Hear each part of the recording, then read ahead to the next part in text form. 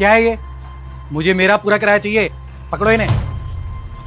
भाई साहब, नई नौकरी लगी है, पगार भी आधी मिली है, इस महीने बस और कर लीजिए। अरे कितना बस और बहन जी, तुम्हारे घर जाओ तो तुम मिलती नहीं हो, किसी से पता पूछ के यहाँ आया हूँ तो ये चिल्लर पकड़ा रही हो। देखो मुझे 2 महीने का पूरा किराया चाहिए। भाई साहब, सब आपको दे दूंगी तो घर में राशन के लिए कुछ नहीं बचेगा, और आप तो जानते हैं इनके जाने के बाद से मेरी और मेरी बेटी की जिम्मेदारी मुझ पर ही है, कुछ तो दया कीजिए। अरे दया तो उल्टा बहन जी मुझ पे करो आप। देखो मेरा 2 दिन के अंदर अंदर किराया दे दो, वरना मेरा घर खाली कर देना, समझी?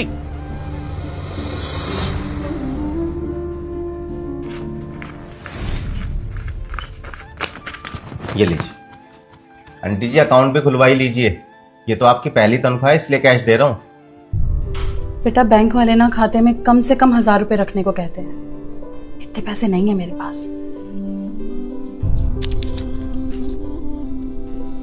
बेटा ये तो 4000 है, मेरी तो 8000 महीना में बात हुई थी ना। हाँ जी आंटी, वो इसलिए क्योंकि आपने 6 तारीख को ज्वाइन किया था और कंपनी की सैलरी साइकिल जो है वो 21 से 20 दिन की है, उस हिसाब से आपके 15 दिन हुए, इसलिए ये 4000। लेकिन इतने पैसों में मेरा खर्चा कैसे चलेगा? आप कुछ करो ना। अब इसमें तो मैं कुछ नहीं कर पाऊंगा, लेकिन आप टेंशन मत लो, आपके अगले महीने पूरी सैलरी आएगी। आंटी, अब तो आपकी सैलरी आ गई, बढ़िया सी चाय पिला दो। लाती हूँ।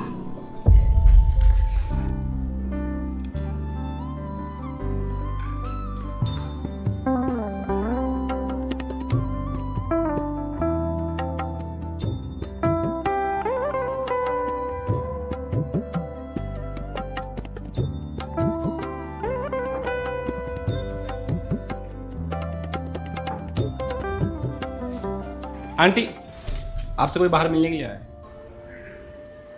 मुझसे मिलने कौन आया होगा? देखो मेरा 2 दिन के अंदर अंदर किराया दे दो, वरना मेरा घर खाली कर देना, समझी? आंटी जी, थोड़ी देर में मुझे अकाउंट ऑफिस में आके मिलिए। जी सर। सर आपने बुलाया था? हाँ, ये लीजिए।